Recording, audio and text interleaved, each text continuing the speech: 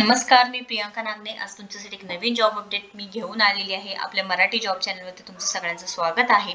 आपण जवळजवळ 5793 जागांसाठी ही भरती निघालेली आहे. आपण पूर्णपणे बघणार आहोत. खूप मोठी भरती आहे, संधी सोडू नका. कमीत कमी तुम्ही 7वी पास आहात तरी सुद्धा तुम्ही हा फॉर्म भरू शकणार आहात.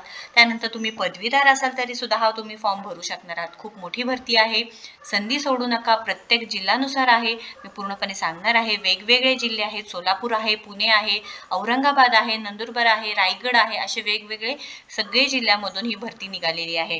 जागा बघा, 5793 जागा आहेत. इथे वेतन तुम्हाला कमीत कमी 15,000 पासून ते 1,22,800 पर्यंत भेटणार आहे. पात्रता मी तुम्हाला आधीच सांगितले की कमीत कमी 7वी पास असेल तरी हे सुद्धा संधी तुम्ही सोडायचं नाहीये. म्हणजे कमीत कमी तुम्ही 7वी पास असाल तरी सुद्धा तुम्ही ते एलिजिबल आहात. ही आपण पूर्ण माहिती बघून घेऊयात. आहे फॉर्म भरायचं कसं आहे. रजिस्ट्रेशन आजपासून सुरू झालेलं आहे. बघा, तुम्हाला इथे दिसत आहे स्क्रीनवरती 4 डिसेंबर 2023 पासून रजिस्ट्रेशन सुरू झालेलं आहे आणि लास्ट डेट 18 डिसेंबर 2023 आहे. आणि इथे तुम्हाला न्यू रजिस्ट्रेशन करायचं असेल तर क्लिक हिअर क्लिक करायचं आहे, किंवा मग तुम्ही ऑलरेडी रजिस्टर्ड असाल तर लॉग इन करून घ्यायचं आहे. आता इथे न्यू रजिस्ट्रेशनसाठी हे पेज ओपन होईल. आता लोड होत आहे, आपण बघून घेऊयात. हे लोड झाल्यानंतर हे इन्स्ट्रक्शन पूर्ण वाचून घ्यायचं आहे. त्याच्यानंतर इथे तुम्हाला पूर्ण नाव, candidate name will be capture to verify the documents uploaded म्हणणार आहे. त्यानंतर to check the applicant's eligibility of the for the application, date of birth आहे, एलिजिबिलिटी तुमचे एज वाईज आहे का बघण्यासाठी. त्यानंतर तुमचा मोबाईल नंबर का लागणार आहे to send application related communication. त्यानंतर ईमेल ॲड्रेस का लागणार आहे तुमचं रिलेटेड कम्युनिकेशनसाठी. मग माझं म्हणणं एकच सांगण्यात येत आहे की जोपर्यंत तुमचं हे जे फॉर्म भरत आहात तुम्ही, तेव्हा मोबाईल नंबर आणि तुमचं ईमेल ॲड्रेस बिलकुल चेंज करायचं नाही आहे. व्हॅलिड मोबाईल नंबर द्यायचा आहे, जेणेकरून तुम्हाला जी माहिती येणार आहे त्याच्या संदर्भात ते पूर्ण मोबाईल नंबरपर्यंत पोहोचू शकेल. आता इथे आय ॲग्री करायचं आहे. त्यानंतर ही सूचना वाचून घ्यायची आहे. सूचना वाचल्यानंतर इथे लॉग इन करण्यासाठी इथं फॉर्म भरायचा आहे, रजिस्टर करून घ्यायचं आहे. कॅन्डिडेट फर्स्ट नेम, तुमचं फर्स्ट नेम, मिडल नेम, उमेदवाराचं आडनाव इथे भरून घ्यायचं आहे. त्यानंतर have you ever change your name, तुमचं जर नाव कधी बदल झाला असेल तेव्हा येस ऑर नो करून घ्यायचं आहे. डेट ऑफ बर्थ सांगितलेलं आहे ॲज पर तुमच्या 10वीच्या certificate, SSC or equivalent certificate awarded to you, याच्यावरती जे नाव असणार आहे त्याचं हे तुम्हाला डेट ऑफ बर्थ स्ट्रिक्टली पाहिजे आहे. हे सुद्धा तुम्हाला सांगितलं गेलेलं आहे. इथे सुद्धा हे माहिती सांगितलेलं आहे बघा की please enter your name strictly as per your certificate, marksheet of matriculation 10th SSC without any salutation. म्हणजे तुमचं जे काही नाव असेल हे कोणतेही अभिवादन न करता, म्हणजे तुम्हाला हे फील करायचं नाहीये doctor, mister, Mrs, Shri, Shrimati, professor etcetera असं काहीही कोणतेही भरायचं नाही. तुमचं प्लेन नाव, तुमचं मिडल नेम आणि सरनेम भरायचं आहे. त्यानंतर तुमचं डेट ऑफ बर्थ झाल्यानंतर तुमचं एज इथे कॅल्क्युलेट होऊन जाईल. आता मी सांगून देते. इथे फॉर एक्झाम्पल 3 दिलेलं आहे. इथे 18 वर्ष 0 मंथ्स 1 डे असं सांगितलेलं आहे 2005 पासून. तर इथे तुमचं जे असणार आहे ॲक्युरेटली तुम्ही भरू शकता. तुम्ही कोणत्या इयरचं आहे तुम्ही इथे सिलेक्ट करू शकता. ठीक आहे, इथं बघू शकता तुम्ही आता 2000चं असेल आणि ऑगस्टमधले असेल तर तुम्ही इथे बघू शकता तुमचं वय इथे आपोआप इथे कॅल्क्युलेट होणार आहे.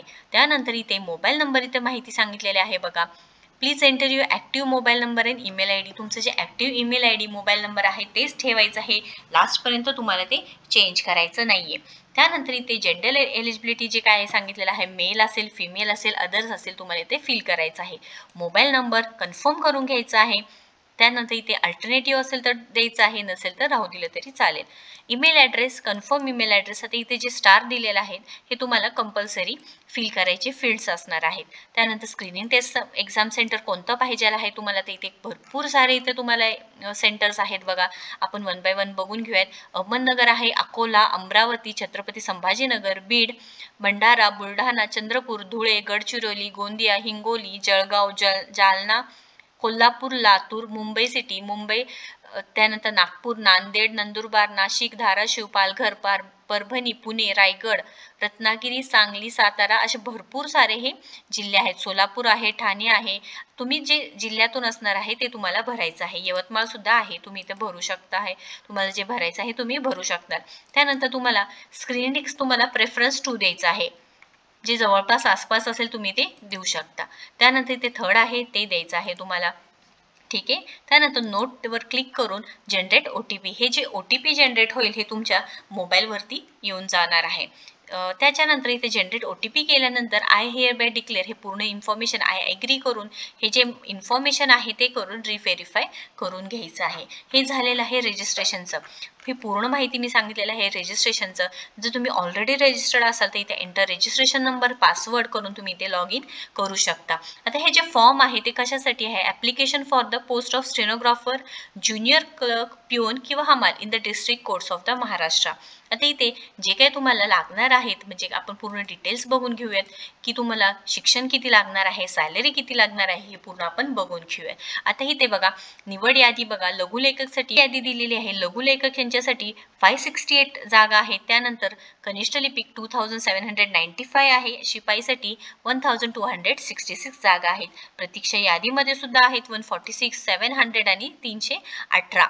आता वेतन श्रेणी बघा इथे लघुलेखकसाठी कमीत कमी 38,000 पासून सुरुवात आहे. लघुलेखकसाठी 38,600 पासून ते 1,22,800 ही सॅलरी असणार आहे. पगार येत बघा इथे दिलेला आहे.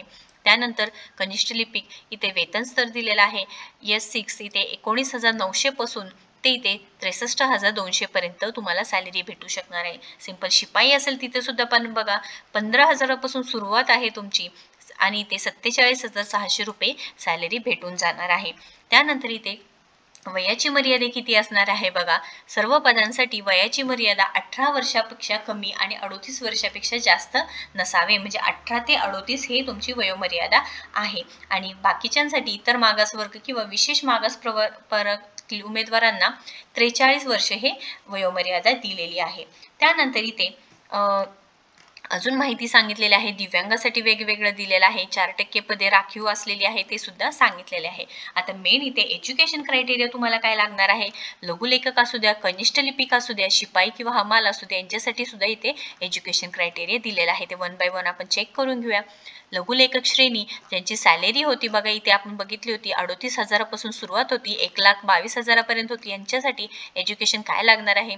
कोणतेही मान्यता प्राप्त विद्यापीठेतून पदवी म्हणजे तुम्हाला पदवी झालेली पाहिजे आहे असणे आवश्यक आहे. त्याच जिल्ह्यातील न्यायालयाचे प्रादेशिक भाषेचे पुरेसे ज्ञान असणे सुद्धा आवश्यक आहे असं सांगितलेलं आहे. त्यानंतर सरकारी व्यावसायिक प्रमाणपत्र परीक्षा किंवा सरकारी मंडळाद्वारे घेतलेले परीक्षा किंवा संगणक टंकलेखक बेसिक कोर्स यामधील सरकारी प्रमाणपत्र पाहिजे आहे. म्हणजे तुम्हाला GCC, TBC किंवा ITIचं हे पाहिजे आहे, सर्टिफिकेट पाहिजे आहे. तुमचं टायपिंग चांगलं पाहिजे आहे हे सुद्धा इथं मेन्शन केलेलं आहे. तुम्हाला खालीलपैकी कोणत्याही संस्थेतून प्राप्त MS ऑफिस, MS वर्ड, वर्डस्टार 7 यापैकी कोणतंही तुम्हाला आलं तरी चालणार आहे. त्यानंतर कनिष्ठ लिपिक आहे यांच्यासाठी सुद्धा कोणत्याही मान्यता प्राप्त विद्यापीठातून पदवी घेतलेली चालणार आहे. त्यानंतर सेम आहे ते GCC, TBC किंवा ITIचं सर्टिफिकेट पाहिजे. इंग्रजी जे टंकलेखन असणार आहे त्यांच्यासाठी 40 स्पीड पाहिजे आहे. वर्ड पर मिनिट 40 पाहिजे आहे. अधिक गती आणि मराठी 30 शब्द प्रति मिनिट तुम्हाला टायपिंग आलं पाहिजे आहे.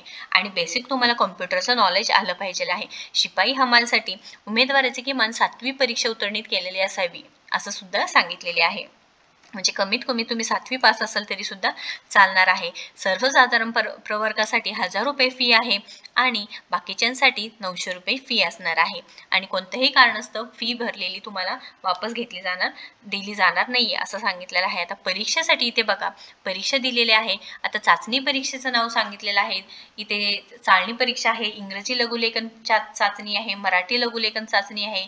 याच्यामध्ये सुद्धा फरक तुम्हाला सांगितलेला आहे. तर ही पूर्ण सिलेक्शन क्रायटेरिया असणार आहे की कोणते तुम्हाला निवड प्रक्रिया होऊन जाणार आहे.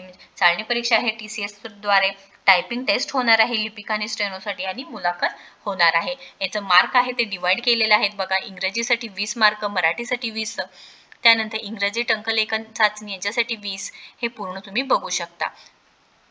त्यानंतर इथे गुण दिलेले आहेत बघा किती गुणाचं आहे हे सुद्धा तुम्ही इथे बघू शकता. त्यानंतर इथे कनिष्ठ लिपिक एकूण गुण 40 पाहिजे आहे. शिपाई हमाल यांच्यासाठी 30 सुद्धा सांगितलेलं आहे एकूण गुण. त्यानंतर इथे लघुलेखन पदासाठी परीक्षेचे तपशील किती असणार आहे हे सुद्धा सांगितलेलं आहे. इंग्रजीसाठी 6 मिनिटं असणार आहे. जे टायपिंग दिले जाणार आहे तुम्हाला 100 शब्द प्रति मिनिट, 600 एकूण शब्द 40 मिनिटं सांगितलेले आहे. मराठीसाठी 8 मिनिटे 80 शब्द प्रति मिनिट 640 एकूण शब्द, प्रतिलेखन वेळ 45 मिनिटे हे सुद्धा मेन्शन केलेलं आहे. ह्याची सुद्धा टेस्ट होणार आहे. कनिष्ठ लिपिक पदासाठी सुद्धा परीक्षेचे तपशील काय आहे हे सुद्धा इथं दिलेलं आहे. शिपाई किंवा हमाल असणार आहे यांच्या पदासाठी परीक्षेचे तपशील म्हणजे इथे दिलेलं आहे. चालणी परीक्षेमध्ये किमान गुण मिळवल्यानंतर काटेकोरपणे गुणवत्तेच्या आधारे जाहिरातीमध्ये नमूद केलेल्या पदाचे 7 पट उमेदवारांना स्वच्छता आणि चपळता चाचणीसाठी बोलवले जाईल हे सुद्धा मेन्शन केलेलं आहे. 1/7 गुणोत्तर राखण्यासाठी साक्षीत यादी केलेल्या शेवटच्या उमेदवारांनी मिळवलेल्या गुणा इतकेच गुण तुम्हाला मिळवणारे एकापेक्षा जास्त उमेदवार असतील तर अशा सर्व उमेदवारांना स्वच्छता आणि चपळता चाचणीसाठी बोलवण्यात येईल हे सुद्धा इथे मेन्शन केलेलं आहे. आता प्रत्येक परीक्षेसाठी उत्तीर्ण होण्याचे निकष किती असणार आहे हे सुद्धा इथे मेन्शन केलेलं आहे.